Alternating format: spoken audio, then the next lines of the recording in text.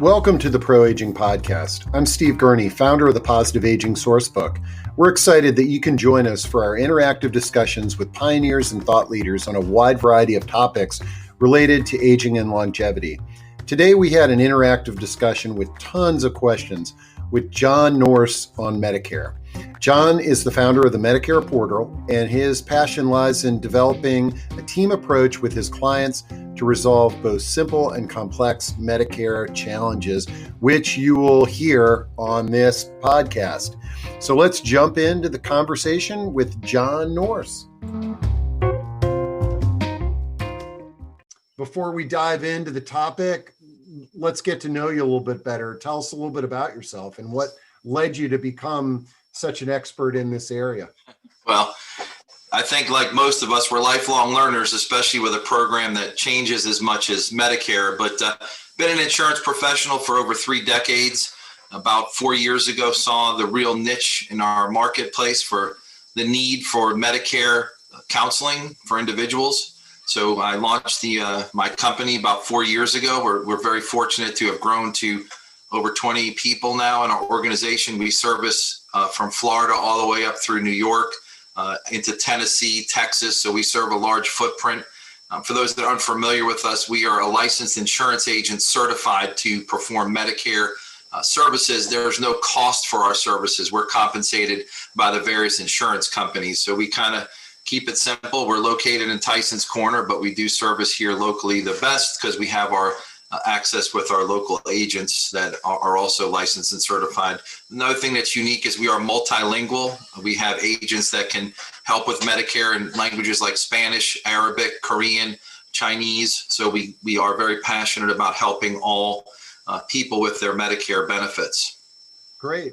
Well, this is awesome. And this is a topic that, as you could hear from Rita, there's already questions coming in for you. So just out of curiosity, before you jump in, addressing Rita's question, is there anything on the horizon, or are there some benefits to provide transportation via Medicare? So you'll hear me use the term original Medicare. That's Medicare A and B.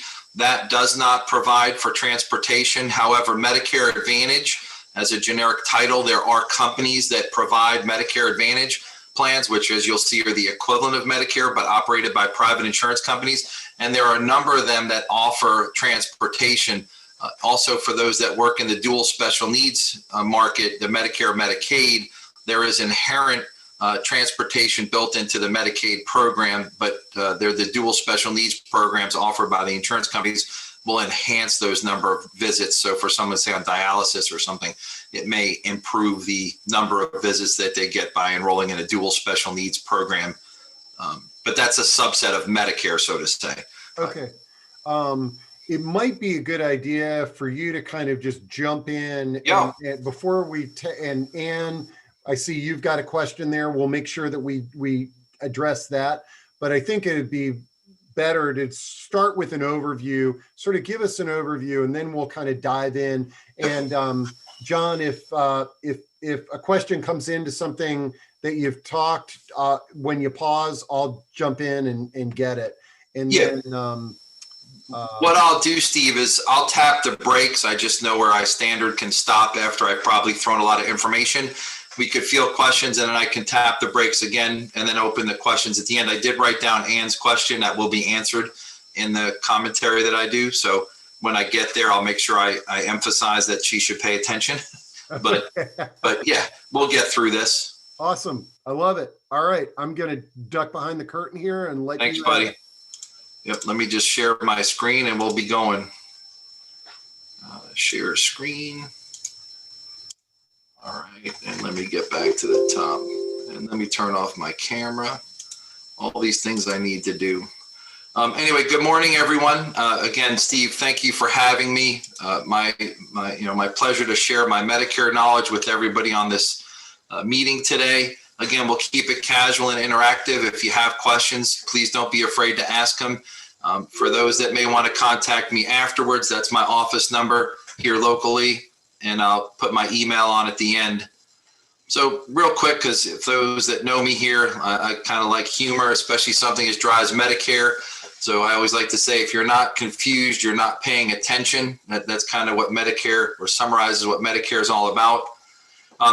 My goals today for you to learn a couple things: Medicare eligibility, Medicare enrollment. What is Medicare? There's technically 4 parts. What a Medigap or Medicare supplement is. Give you an idea of what the cost could be, and then how to get help for those that need help with Medicare. For those that are unfamiliar with the eligibility requirements, quickly, you have to be a U.S. citizen or legal resident. You must be in the States for 5 years in a row. You technically should be 65 or older. However, if you do have certain qualifying disabilities, you can qualify for Medicare prior to 65. And at any age, if you're diagnosed with end-stage renal or Lou Gehrig's disease, you are basically instantly eligible. For those that are unfamiliar with what Medicare actually is, Medicare is health insurance for, again, that population of eligible people, typically 65 and older. As I mentioned, there are 4 parts, A, B, C, and D, and we'll go over those. For those that are familiar with original Medicare term, that is A and B. That was the building blocks of Medicare, created in 1966. Part C, which is Medicare Advantage, technically was added in 1997. Those are the all-inclusive plans, like I mentioned. And then in 2006, we added the prescription drug benefit because, as we all know, prescription drugs were kind of getting out of control with costs. And while they still are, it's been an attempt to at least rein in the costs for seniors. I show this early in my presentation because I think it's a way to simplify and kind of alleviate some of the anxiety and stress of how complex Medicare is. Ultimately, when you join Medicare, there are 2 options to receive your benefits. Now, what I will say, 2 options here, this is for the majority of people. If you have VA benefits or TRICARE, those would interact with A and B. You wouldn't need some of the stuff I'm talking about. If you have FEHB I saw someone mentioning about FEHB, you can get A and B with just FEHB. But for the majority of the people you're providing care to, what I'm going to discuss today will be their 2 options. So their first option is going to be staying on what's called original Medicare, the A and B, and that would be their primary payer of all their medical claims. So as long as they see a provider anywhere in the country and the District of Columbia that accepts Medicare, Medicare A and B would be their first payer of claims. They would also buy a prescription drug plan, a Part D plan, to resolve their prescription drugs. So they would have 2 cards kind of right out of the gate, A for their A and B red, white, and blue card, and a prescription drug card. What we would add to that, and I'll just get ahead, so that's one solve. The other solve is this Medicare Advantage, which would be an inclusive package of all your Medicare benefits. Instead of going to any provider in the country who accepts Medicare, now you're going to go use the network of an HMO or PPO type program. So the insurance company that sponsors the Medicare Advantage program would have a network. Some are local, some are national. But by signing up for a Medicare Advantage to receive the maximum benefits, they're going to encourage you to use in-network providers only. Now, Medicare Advantage offers the same medical benefits as original Medicare. They cannot water down your benefits, so they can't offer you lesser, but they can enhance your benefits by offering you prescription drug in the plan. And then we'll talk about it later, but they can do things like gym memberships, dental, vision, and hearing to kind of enhance your benefits. For those that are familiar with Medicare Advantage and even just managed care, that's what Medicare Advantage is. It's health insurance companies trying to help promote your health, which we know would relate to reducing future claims and costs. This is what it looks like as far as benefits go if you enrolled in original Medicare. So you see original Medicare. Part A is very simple. It's going to cover really 4 areas: your hospital, your skilled nursing and rehab, hospice, and home health care. That's Part A. That's all it covers. So if you ever run into a client that only has Part A, they're very limited in what benefits they're going to get. Now, for most of us, as we'll see, there's no cost for that because you or your spouse has worked 10 years or 40 quarters, therefore erasing that financial liability in retirement. But Part A is very limited. Part B is really what health insurance is all about with Medicare. This is going to cover everything else: doctor visits, surgeries, labs, durable medical equipment, MRI, CAT scans, ER, urgent care. All those services, many that you provide, are going to be billed to Medicare. There is a cost for Part B that you would pay. Regardless of whether you enroll in original Medicare or Medicare Advantage, you always have to pay your Part B benefits. especially if you're going to do a Medicare supplement, which we'll talk about in a second. So A and B are going to be the core building blocks of Medicare for those that want to stay on the government program. And then you're going to add the prescription drug plan. There's about 30 prescription drug plans available in Loudoun County, Fairfax County, Montgomery County, Maryland. That's the confusing part of Medicare, believe it or not. It's very, discipline that it provides self-administered medications, but it is confusing in that there's what's called 4 stages. There's 5 tiers. There's deductibles and other things I won't for time discuss today, but my point is we spend a lot of time helping your clients and other people with prescription drug. Very simple, mail order or retail, brand or generic, operates just like most of your current prescription drug benefits. The other thing that's important to kind of focus on are formularies. I know you guys know those terms, but formularies obviously play a big role in acquiring the proper Part D coverage. So assuming you bought or enrolled in A and B and you want to use that as your primary payer claims, the most logical second step of that is you enroll in what's called a Medigap or Medicare supplement plan.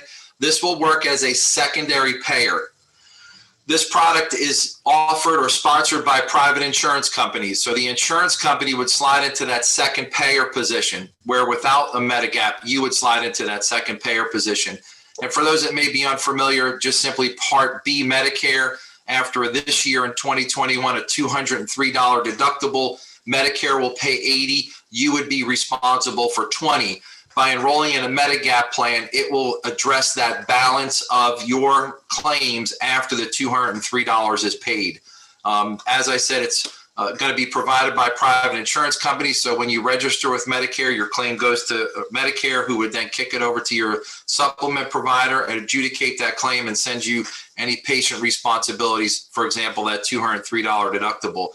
For those that sometimes might be confused, in 2010, they became standardized. So letters like Plan F, no matter what company you buy it from, it's the same across the board. Plan G, the same across the board. These are some of the more common or popular plans.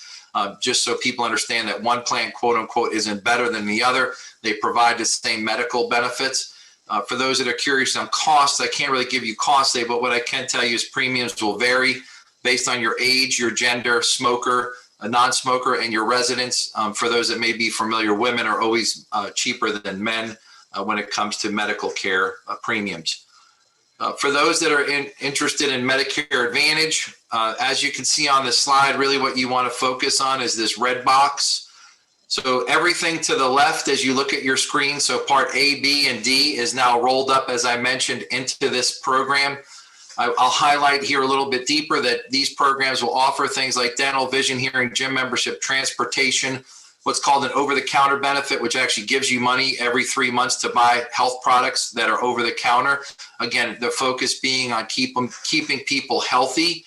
Some of the differences here quickly without highlighting them is these are going to operate like health insurance. So you'll have a $10 copay, a $20 copay. You go to PT, you're going to pay $20 every time. You go into the ER, you're going to pay, $50, $100. It's going to operate similar to your health insurance today. The one thing about Medicare Advantage plans is they do have a maximum out of pocket. So if someone were to get cancer or something advanced for this year, the maximum they could pay would be $7,550 in this calendar year. However, plans can offer lower out of pocket maximum. But if you kind of listen to what I'm saying, this operates very much like a health insurance plan that you and I would have, say, pre-65 or pre-Medicare. Enrollment period, I'll cover this and then we'll pause for a question. So this is the most important time that people should at least be thinking about Medicare, and I'll explain why. For most of us, when we turn 65, this is known as the initial enrollment period. This is the time when you're first eligible for Medicare. It's going to be the 7 months that surround your 65th birthday. So you're eligible to enroll the 3 months prior, the month of, and 3 months after. So there's a 7-month window. But one of the takeaways that's very important for you to understand is that if you apply 3 months prior to turning 65, your benefits will start on the first of the month. So I'm a September baby.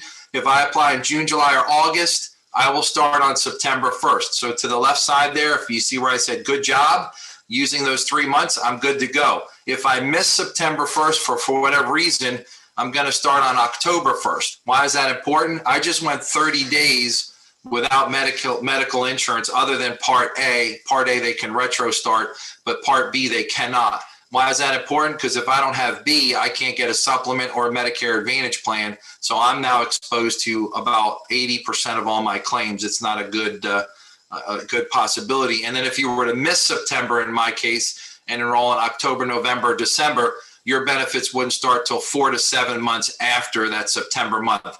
So for people that want to wait, that's fine. However, it's not a wise decision to make because you are going to be technically or potentially without health insurance. Now, I will talk later briefly about working past 65, but what I'll do here, Steve, let me cover this last slide and then we'll take questions. So if you are enrolling at 65, if you do receive Social Security benefits prior to 64 and 9 months, you're automatically enrolled in A and B. You will get your red, white, and blue card prior to your birthday, and you will be ready to go on the first of your birth month. If you do not receive Social Security, and this is where it gets complicated, you actually have to apply. You're not going to get a notification from the government. They're not going to send you a mailer or an email or a text message or even give you a phone call. You get no notifications from the federal government. And this is where we help our clients obviously get the process started of applying for A and B so you don't get pushing into those months 4 through 7 and get delayed benefits. How you apply during your IEP, you can go online. You can actually set up an SSA.gov account, do it yourself. Without COVID, you can go in person to the local offices. You can do it through the mail and mail it to your local office. And you can actually apply over the phone by calling the national help number listed on the slide here. What I'll do is I'll stop there for a second. Steve, do we have any questions? Oh, yeah. No, we got tons of them. And so let me I'll start right at the top. Patricia Dubroff says, when will Medicare start covering home care? It depends on what she means by covering home care. So there's skilled nursing care, and then there's activities of daily living. So the activities of daily living, which many people here, I'm sure their organizations provide, things for bathing and meals, those kind of things, transportation around their home. That is not currently paid by Medicare. The skilled nursing, as many providers here obviously provide nurses into the home, PT into the home, that is covered under Medicare. So if she's talking about the ADLs, currently that's not covered by Medicare. Some Medicare Advantage plans nationwide are starting to introduce a minimum of 124 hours, maxed at 4 hours a day. So that would be 31 days at home following, say, a hospital discharge or something. So there are plans adopting those benefits. But for today, I can tell you that standardized, there's no actual benefit from Medicare for home care. So a home care provider, they might be able to connect with you to learn which Medicare Advantage plans do have a home care benefit, correct? Yeah, we could talk to them about it. Sure, absolutely. Okay, cool. Okay. Somebody asks, dual special needs, lifelong learners, growing learning, willing student. Oh, okay. Please explain dual special needs. Yep. So those are people. So for people that are new to this Medicare and even Medicaid, so the federal program is Medicare. The states run Medicaid. However, no state calls it Medicaid. In Virginia, it's known as Commonwealth Coordinated Care Plus, or commonly called CCC Plus. CCC Plus is a program, Medicaid, predicated on your income. It's all financially driven. If you are at the lowest level of income, you would therefore qualify for Medicaid, which then qualifies you for Medicare. They would work together, and because of your economic situation, Medicaid would actually pay your Part B premium and a lot of other your out-of-pocket costs because of your economic situation. If you're above that dual special needs, where you make too much to qualify for dual, but you're yet not at 400% of the, or you're above 400% of the income bracket, and you're above that, you would qualify for potentially low income subsidy, which would help you with Part D, prescription drugs, and it could help you with Part B. However, you're not considered the full dual, which is the lowest income bracket that would qualify you for Medicare and Medicaid. Great. Let's see. Ralph, my friend Ralph I can never pronounce Ralph's last name correctly, says, we've had a major medical insurance policy for many decades, but I'm questioning whether it's still worthwhile after we have Medicare. Yeah, so that's going to be a decision that really you can't make. If you're a company that has less than 20 employees, the federal government determines that Medicare is your primary payer of claims and that your health insurance or secondary would be whoever you seek to carry. If you're over 20 employees, you can delay enrollment. We'll talk about this, but you can delay enrollment into Medicare and not face any penalties. I'll talk more about that decision tree, but if you're under 20 people, you really have no choice in that. Oh, and Ralph, I know Ralph, I think he's referring to him personally, not as a company owner. So I believe he has a major medical program. Right, but if he, yep. So what and again, I apologize. If you work for or own a company, doesn't matter. Okay. Under 20 employees, Medicare is considered primary at 65. Doesn't matter if you own it or work there. Under 20, Medicare is your primary. Okay, got it. Yep. Great question. Carolyn Wayner, what is the time limit for home care in Part A? I'm not sure what she means. I apologize. Time limit. Oh, maybe how many hours or days of that benefit? Anyways, Carolyn, if you want to elaborate on that. Yeah, we can get to it the next juncture. I'll stop again, obviously. Okay. Sharon says, I'm working full-time and my husband is covered under my health plan. He will turn 65 this June. Does he need to sign up for Medicare during the sign-up period, or can he delay signing up until I retire? Yeah, so that comes back to the size of her employer. If her employer is over 20 employees, he can delay enrollment into Medicare. He could consider Part A, but he can delay Part B. If her employer is under 20 people, he would have to get A and B. Okay. And then Meryl Schaefer says, what happens if one signs up for Medicare A/B at the appropriate time and does not need prescription coverage for several years later? Will there be a penalty for not taking it on from the beginning? Yeah, there is. I'm going to cover that here in a second. Yes, there is a penalty. So rather than answer a question, I'll just cover it here in a minute. Okay.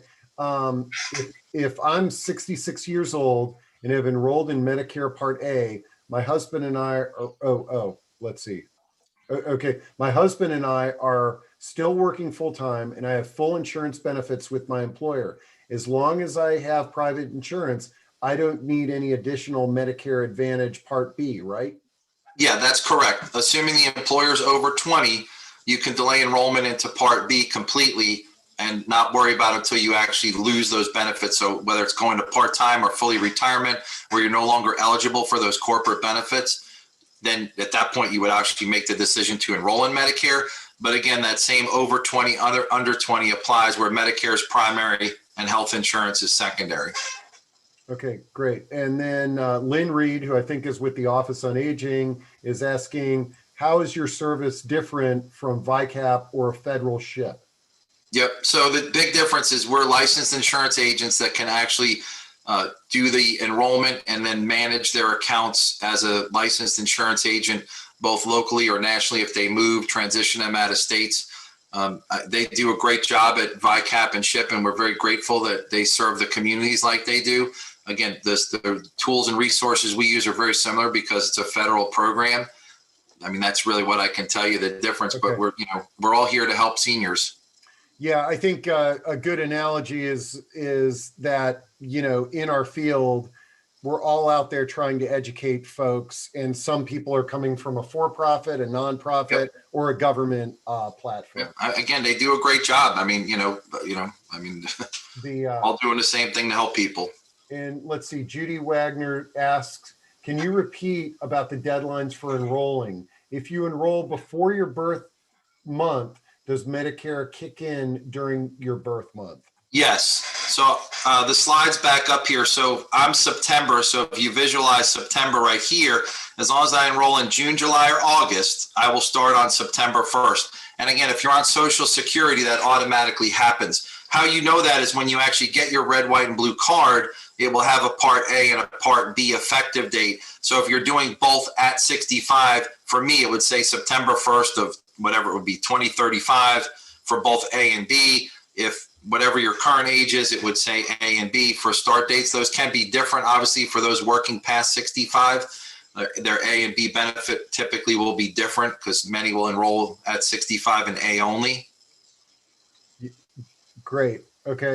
And then Patricia Dubroff was just following up on the home care by CNAs not skilled being covered by Medicare. And I think one of the things, Patricia, on that is looking into the Medicare Advantage programs, because it might be a benefit for some people in their Medicare Advantage, and that would be great. Yeah.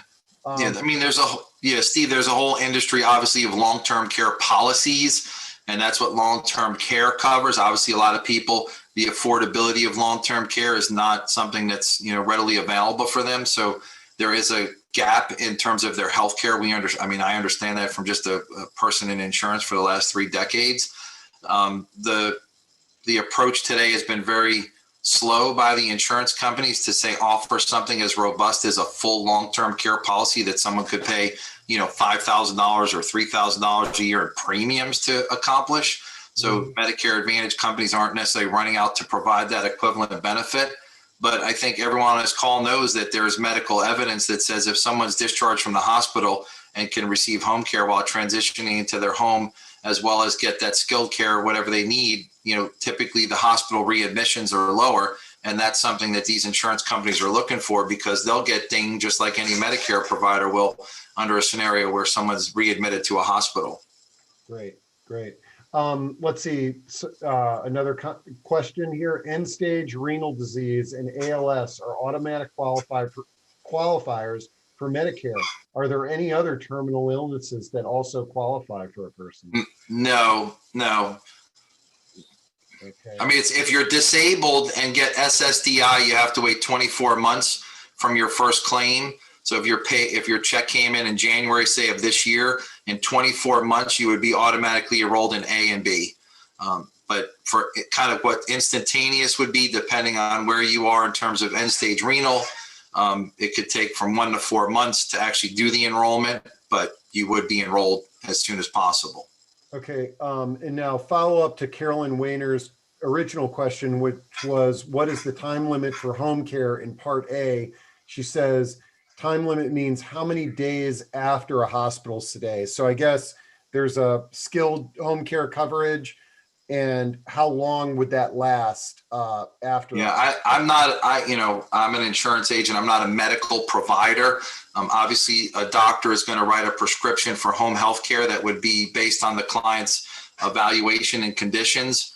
I really can't answer that as a generic or general. There's not a limit that I know of, and maybe it's out there, I just don't know it, that would say you get X number of days, or I don't know of one.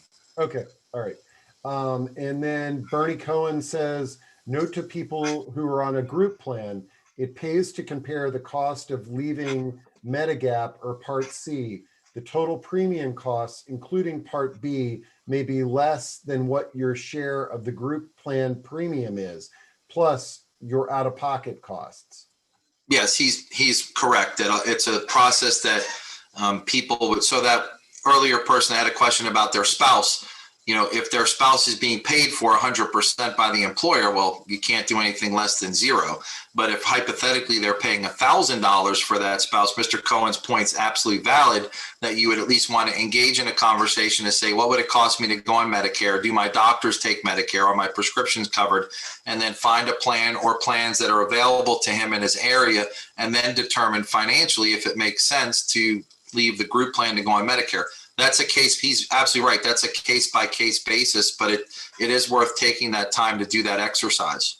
Okay, great. And then Carolyn Wayner says, is there any way to get ballpark figures on the various combos of A, B, C, and D?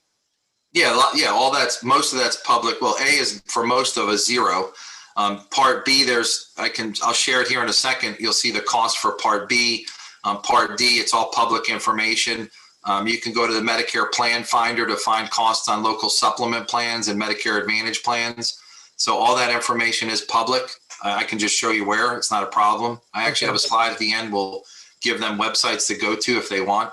Okay, great. Well, okay, so let's see. Beverly Stickles has her hand raised. So Beverly, if you have a question, oh, you don't have your hand raised. She just unraised her hand. Okay, so John, there's a few more questions in chat, but why don't we keep on moving? Yeah, I may answer some of them here, and then again, we'll stay on the mic as long as they need to get answers. Yeah, absolutely. And I like Bernie Cohen's comment. She says, "Please tell John that my name is Bernie. My father was Mr. Cohen." Oh, sorry. Well, I apologize, Bernie.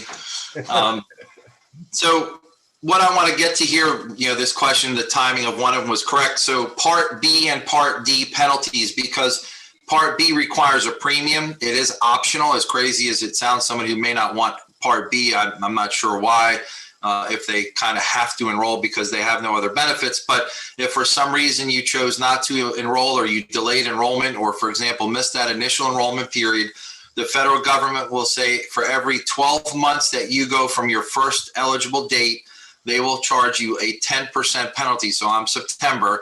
If I miss my 65th birthday and I wait a whole year, I will pay at least a 10% penalty onto that Part B premium. And I'll show you the premiums, how they work in a second. And if I went 2 years, 3 years, 4 years, 5 years, for every 12 months, it's a 10% penalty. The other caveat on that is you can only enroll in what's called the general enrollment period, which goes from January 1st to March 31st of every year. So if I missed my September birthday and waited a year and said the next September I want to apply, I can't. I have to wait till January, and then I wouldn't start till July of the next year. So to miss your initial enrollment period, or what's called a special enrollment, is not a good thing for you financially as well as medically. You could put yourself at risk of not having insurance. There's also a penalty for Part D. So the person that asked about if I'm healthy at 65 and don't take any medications, if you don't have what's called creditable Part D coverage, so for many of us that work for large organizations, you'll get a notification every October if you're over 65 that will indicate that your coverage for the upcoming year is creditable and that you can delay enrollment into Part D. However, for the rest of us, if we don't have access to creditable Part D coverage, you would then start to accumulate the penalty, which is 1% per month for every month you go without. So for example, though, to answer that woman's question on kind of a subset question, if someone had VA benefits or TRICARE, they would not need to enroll in a Part D plan because inherent to both of those programs, they do provide prescription drug benefits. So there are special scenarios where someone who had FEHB, they would also be able to achieve their prescription drug benefits through FEHB, even if they enroll in A and B. Just some good things for you to know. So for those that was asking the economic question, for 2021, no matter who you are, up to 88,000 as an individual or 176 married, filing joint, you would pay $148.50 per month. And then based on your income, these costs escalate based on your income. These are all monthly premiums, and this is basically for an individual. So if I was married, myself and my spouse, we would each pay, say, $148.50. If we made the next level, both of us would pay $207.90, et cetera, et cetera. This sometimes is a shock to people because they're unfamiliar with the fact that in 2011, under the Affordable Care Act, that this was ingrained into our Medicare to stabilize the Medicare finances, for lack of a better word. The IRMA impacts about 5% of the people nationally, and from what I'm told, funds about 25% of the total costs of Part B. So it has helped stabilize the program, not being political, just, that's the purpose of why they did this IRMA. Now, this also, for time, I won't show it, but there's a Part D, same income brackets, lower figures here, but that if you start getting into this bracket of over 111 or 222, you would pay an adjustment as well for Part D. So in a sense, no matter how you enrolled in Medicare, you would pay potentially more for B and more for D, whether you chose to buy a Medigap plan, a Medicare Advantage plan, or even if you had TRICARE or FEHB. No matter what, if you enroll in Medicare Part B, you would pay an IRMA adjustment no matter where you're getting your secondary benefits from. And then also your secondary benefits, Medicare Advantage, Medicare Supplement Part D, the actual premiums you pay to the insurance companies are not impacted by your income. We had a couple questions on this. I'll try not to repeat myself, but the key question is turning 65, the size of your employer. Under 20, you have to go on Medicare as your primary payer of claims. Your concern here isn't Medicare not covering. Your concern is that an insurance company can kick that claim back to you and say, you're over 65, you have 5 people in your company, and that you need to be on Medicare because it's your primary payer. We are only going to be a secondary payer.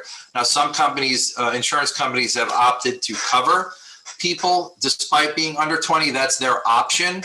But if you are under 20 people and approaching Medicare age, especially at 65, you want to make sure that you're contacting your insurance company to find out if they're going to be the primary payer or if you need to enroll in Medicare. What I interpret it for is the federal guidelines. Again, there can be exceptions to that. The second thing is if your employer is over 20 employees, you have the option to delay your enrollment into Medicare A and B because your employer coverage is primary. And if you enroll in Medicare, I say secondary, even if you get A or B, your Medicare through your employer will be primary. Most people will enroll in Part A in this scenario because it doesn't cost you anything. And if you went in a hospital, for example, your health insurance pays first and your Medicare Part A would pay second. The only time that you do not want to do that is if you're funding an HSA and only an HSA, because if you enrolled in any parts of Medicare, you cannot fund a tax deductible vehicle like an HSA. So be careful if you're turning 65 and funding an HSA. You're going to have to make that decision on whether to continue funding it and not enrolling in A, or enrolling in A and then not funding it. It's your decision, but make sure you don't make that mistake. As I said here, failure to maintain creditable coverage for B and D can result in those penalties I spoke of earlier. And if you do maintain that creditable coverage, so someone works for that large employer, they create what's called a special enrollment period. There's an extra step that you need to do to apply for Medicare Part B there, but you would be able to enroll in your Medicare penalty free. And on the bottom there's a note that COBRA is not considered creditable coverage. So if someone gets laid off at 66 from a large company, COBRA would not be considered a primary payer of claims. Therefore, if you stayed on your COBRA, it would only address, say, the 20% of Part B. And then along those same lines, if you delayed enrollment into Medicare Part B because you thought COBRA was creditable, you could now put yourself in those penalty situations, and it's not a good situation to be in. So be careful. Now, there is legislation, or there are groups rather, that want to make COBRA creditable, but as it speaks today, if you are offered COBRA after 65, you really should go get Medicare A and B immediately. That's my best advice for you. Applying during a special enrollment period, most oftentimes this is the people that are working past 65. You can do it online. There's a secure website that Medicare has developed that you can upload some documentation and do it that way. You can mail in your application to your local Social Security office. Under COVID, a lot of the services now are directed to the local offices that used to go to the national offices. And then assuming after COVID, you can actually go in person to your local Social Security office. One thing to know, if you are working past 65 and going on Medicare, you want to write down that you want to acquire a completed CMS L564. That is the form from your employer that certifies that you've had health insurance past 65, and that will avoid you getting any penalties after 65. To summarize, just some important things to know your IEP and don't be late. I think I've emphasized the penalties enough. If you're receiving Social Security, you don't have to do anything. However, everyone else, including me, we have to take action. I think it's important, although I didn't go for time that deep into it, understand original Medicare versus Medicare Advantage and make the decision that's right for you. You may pick one solve and your husband or spouse or wife may pick another one. Perfectly fine. It's an individual decision when we get into Medicare. It's always important to check what your providers take. So if you are considering Medicare Advantage, which is network-based, make sure that you confirm that your doctor takes that plan. Also, always check your formularies and prescription drug plans, especially if looking at Medicare Advantage, to make sure that your medications are covered, and especially at an affordable rate. There's also a second level of that there are what's called preferred pharmacies. that you'd want to make sure that your pharmacy can be a preferred pharmacy in there. Know your employer size if working past 65. If you know you're close to 20, you may want to verify that with your employer, and even over or under, make sure that your coverage is either creditable or not. And then again, just like today, ask questions, whether it's someone like us who's here locally in the community, or the other services through the state, or anyone ask your employers, ask questions, learn as much as you can about Medicare. It's an important decision that you make. This is just the final thoughts. We know it's confusing and frustrating. People like us are here to help. Start early. If you know you're going to be at Medicare at 65, up to 6 months prior, to start contacting your providers to see if they participate. Just gather that information. Again, it's an individual decision. As I mentioned earlier, select the policies that are best for you. We always encourage people, with our health being paramount, look at the plans that give you access to your medical care first. A lot of times people are misled, sadly, by things that are kind of like zero premiums and stuff like that. That doesn't necessarily mean it's going to work for you. So be very wary of that. And then know your costs, beyond your premiums. Again, zero premium might mean something. We see it advertised on TV a lot, but that doesn't mean it's necessarily going to be the right plan for you. And on that note, last thing real quick, especially under prescription drug plans, because some of those plans can be very inexpensive with deductibles and kind of co-pays and then formulary compliance. If you don't pick the right plan, you could really leave yourself exposed to high costs. Lastly, earlier someone had asked about resources like VICAP and SHIP. So we encourage people to use all resources, whether it's SSA.gov to apply, Medicare.gov to get your information. Once you're on Medicare, mymedicare.gov is kind of your go-to website for all your medical claims, tracking your deductibles. If you need to print an ID card, there's actually an app from Medicare called What's Covered. For many of you in care, you can actually download it to your smartphone. Whether you're on Medicare or not, it's free, and you can search for covered services. Our website is a fully educational website. We do not sell anything on our website. We want to educate, just like all those other websites do. We're very interested in helping people. And then again, local resources are people like ourselves and other Social Security offices. So that's all I have, Steve. If you want to go back to some questions. Yeah, we got lots of questions, and this was really good. Okay, so let's jump back on the list here. Melanie Dan says, I was told that since I work, I can get Part B starting the month after I retire. Is that true? That's what my rep said. One more time, she said. I was told that since I work, I can get Part B starting the month after I retire. Is that true? Again, it's going to be dependent on, when she wants to enroll is one thing, but if you're turning 65, you're going to be enrolled in that initial enrollment period based on those guidelines.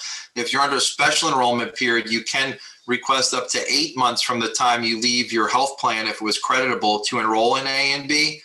I don't know what you would do with any gap in coverage. One of our primary goals when we work with people is to make sure that Medicare only starts on the first of the month, so that your health insurance will go up to that date you're going to start on Medicare, so you have no gaps. So my concern in her question is just what would those potential gaps be?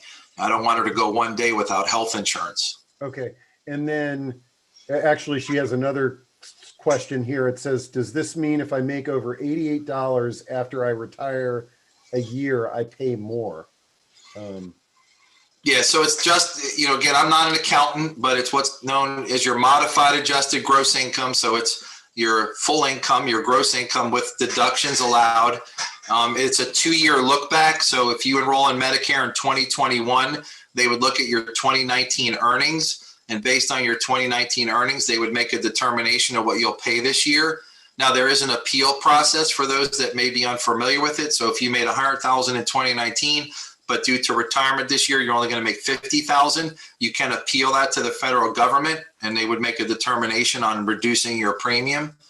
But, I'm not an accountant to give tax advice on her situation other than what I just gave you as far as what the facts are. Okay. But I guess if folks talk to you about their specific situation, you can give them the questions to ask to their financial advisor or tax person? Absolutely. Okay, great. Let's see. Somebody says, I am over 65, but still working. How soon before I plan to retire should I enroll in Medicare?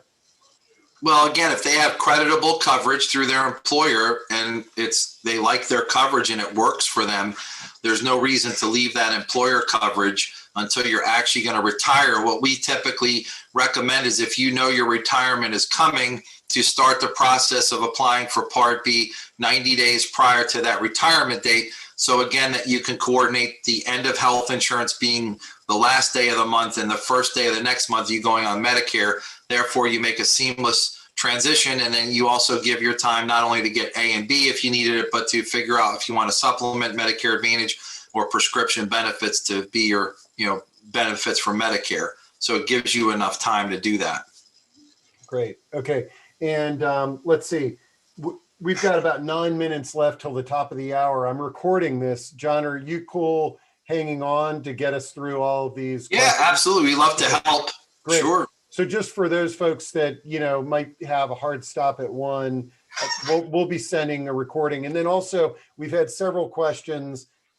Would you be able to send me like a PDF of your slides that I can Sure. share? Okay. Absolutely. Great. Okay. Dave Morgan, the $148.50 is deducted from your Social Security if you're receiving it. Not sure what that refers to. Yeah. So what he's saying is, if you are on Social Security at 65 and you're automatically enrolled, you are under 88,000 or 176. Well, it's always in arrears, but Social Security would take the $148.50 out of your Social Security check, and it would be 1 month in advance or back. So in April, if you enrolled for March, they would in April take out March's payment, and May take out April's, and June take out May. It's always a month behind. If you don't have Social Security payments at time that you're getting Medicare, you can set up what's called Medicare Easy Pay, which is to set it up out of a bank account, bank draft. You can also pay through your bank account. It's kind of similar to any other bill, other than if for convenience, you can get it out of your Social Security check. Great. Okay, Bernie Cohen, not Mr. Curran. Yeah. Cohen is saying Part D, even if you take no meds or just a few low-cost generics, go through the Part D exercise every year. If you do nothing, the insurer will likely raise your premium if you just let it roll.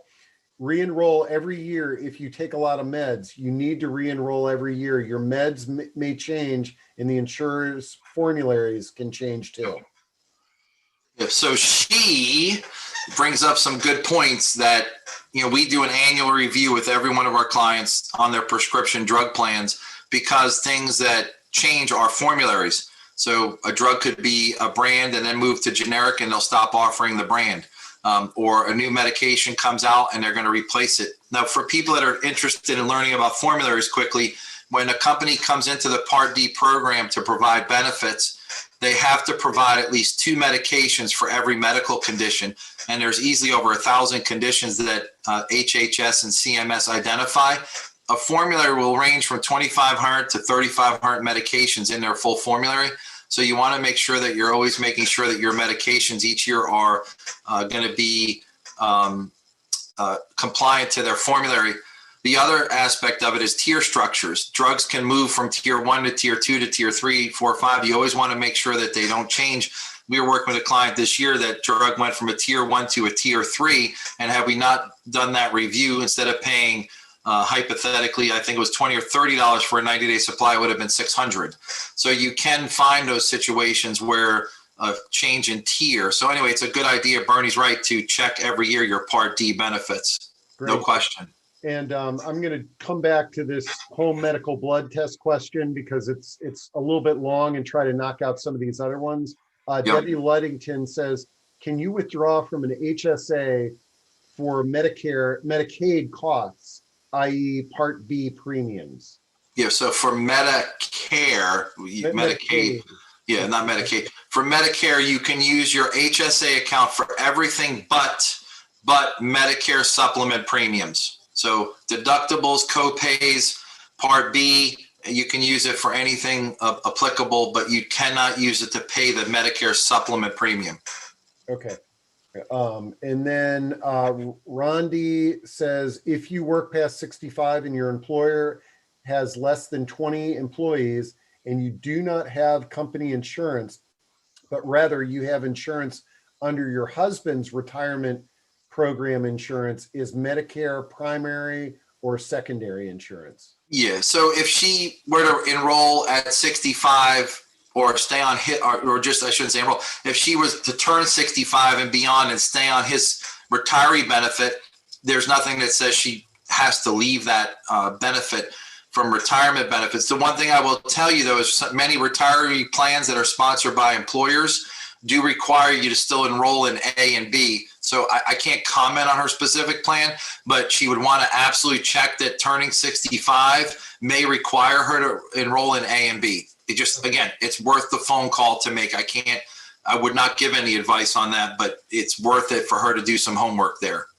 Yeah, and actually down here, Ann Coyne says, TRICARE makes people 65 plus sign up for Medicare. That's correct. Okay. Let's see, back up to the top of the list here. Again, Bernie Cohen. Bernie, thanks for participating so much today. Why would anyone stay on COBRA after 65 unless you have a crazy amount of meds? COBRA is much more expensive. Yeah, sometimes an employer will offer to pay COBRA. That's why. Okay. And that's still not, it doesn't matter that it's, quote, free to you. It's not what you want for health insurance. That's the scary part. Okay. Carolyn Wayner asks, what percentage of people choose Part C? Nationally, it's 1/3, about 34% of the country is enrolled in Medicare Advantage, and 2/3 are in original Medicare. So those numbers keep increasing. They say by 2030, the estimates are over 40% of people will be somehow tied to a Medicare Advantage plan. But today, it's the statistics from the government are about 34% are Medicare Advantage. Great. Dave Morgan says, unfortunately, I tuned in late. Are you doing another one of these info sessions? Honestly, I love it when we do things and we get this many questions. So I could see doing this on a regular basis. But John, the best thing for Dave to do is just to give you a call or an email and do a one-on-one, would you say? Yeah, and then we do offer monthly educational webinars. So any way we can accommodate, we'd love to. Yeah, but this has been a really good Q&A session here. Bernie Cohen again, most providers in the DC area take Medicare. We're lucky in that respect. Sharon Jenkins, please repeat the name of the form when signing up during the special enrollment period so that you don't incur a penalty. Yeah, it's the CMS L Larry 564. CMS L 564. 564. Okay, I just. And if she wants, she can email me. I can send it to her. It's no big deal. And I also just typed that into chat. Yeah, it's a public form. You can find it. I mean, Google it. You'll find it. Let's see. Okay, Debbie clarifies here. Sorry, I meant to ask if you can withdraw from an HSA for Medicare cost Part B premiums, and I think you answered that. Yes, that's yes. Okay, and then Dave Morgan says, my mother has dementia and she will need some in-house help sometimes. Does Medicare help with in-home services? Yeah, Dave, you did tune in late. Yeah, anything skilled. So the answer, for time as well, accuracy, anything skilled, that's what Medicare covers.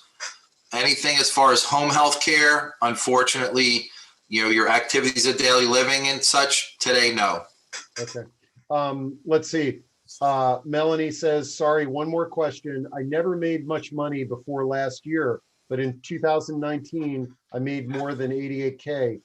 Don't they go over the past at all?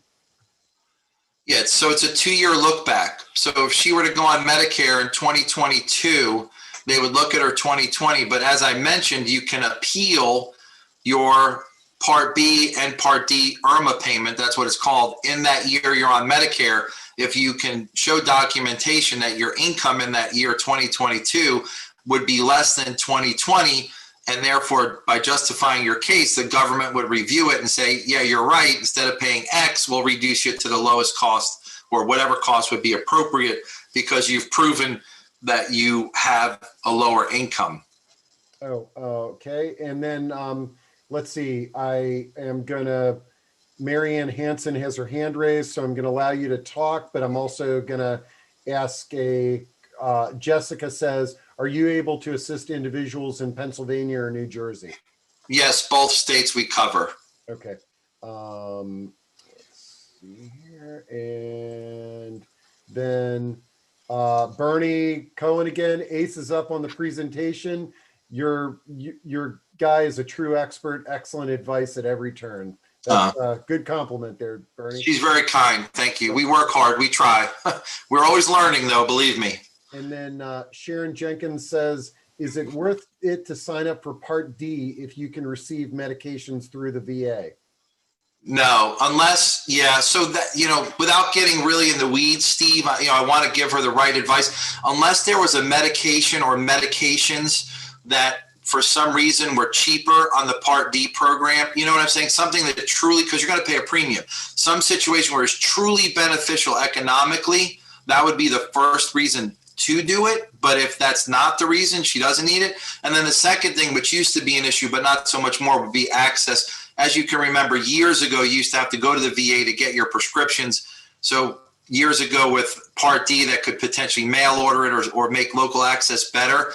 But with that being resolved by things like VA and TRICARE,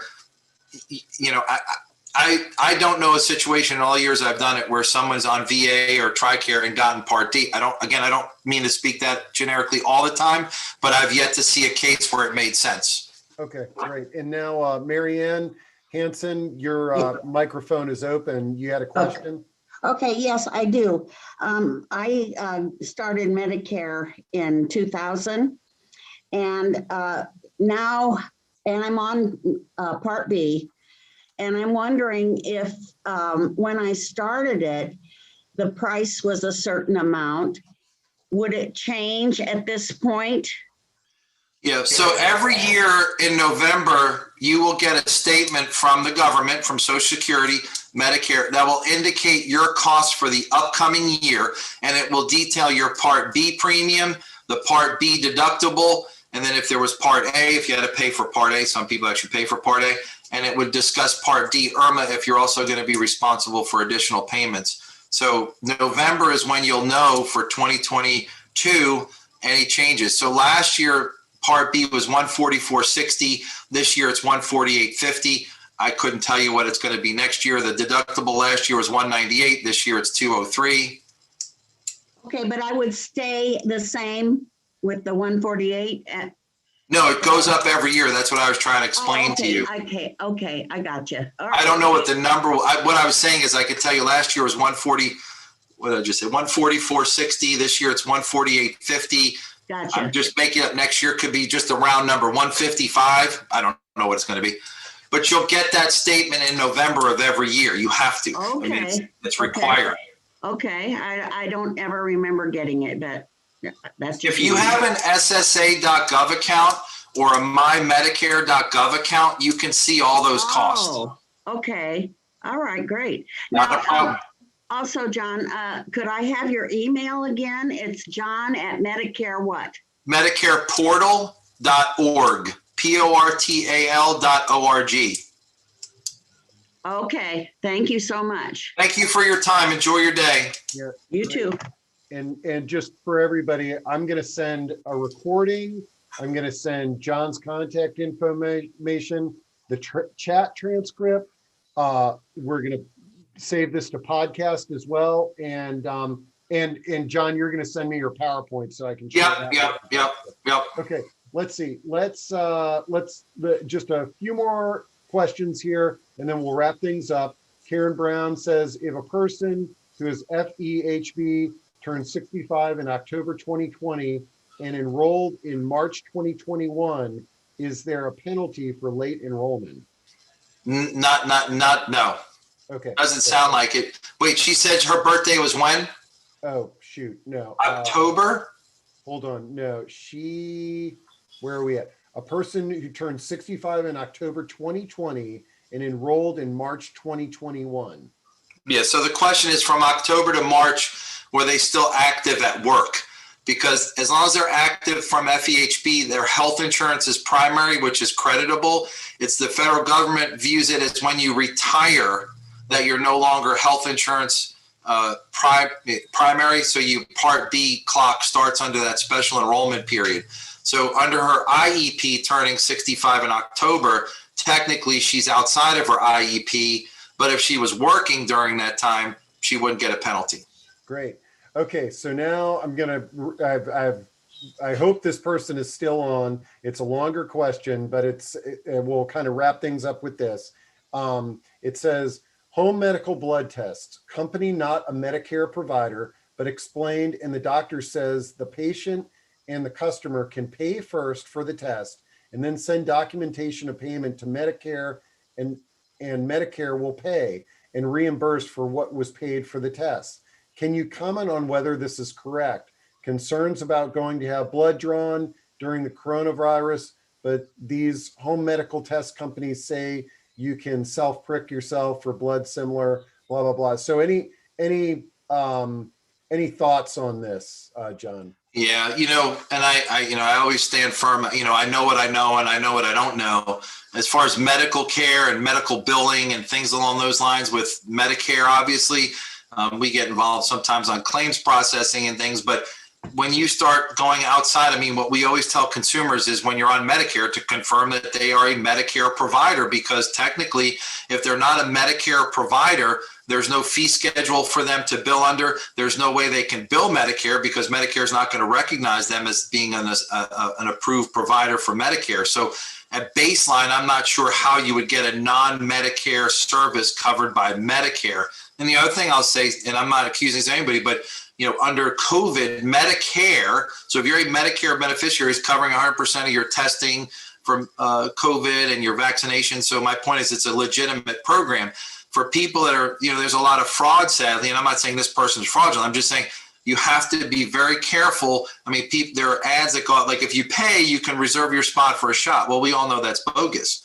So you just want to be very careful on, when people are accessing care. That's why we always say, ask questions, make sure they're approved providers. I wish I could give more of an answer here other than my concern for, people being misled for medical care. It just, it scares me to think that it's out there, but it's real. But I can't answer that question with an accurate, yay or nay, or some kind of factual direction I could lead them, unfortunately. Okay. Well, wow, we've definitely gone over the hour.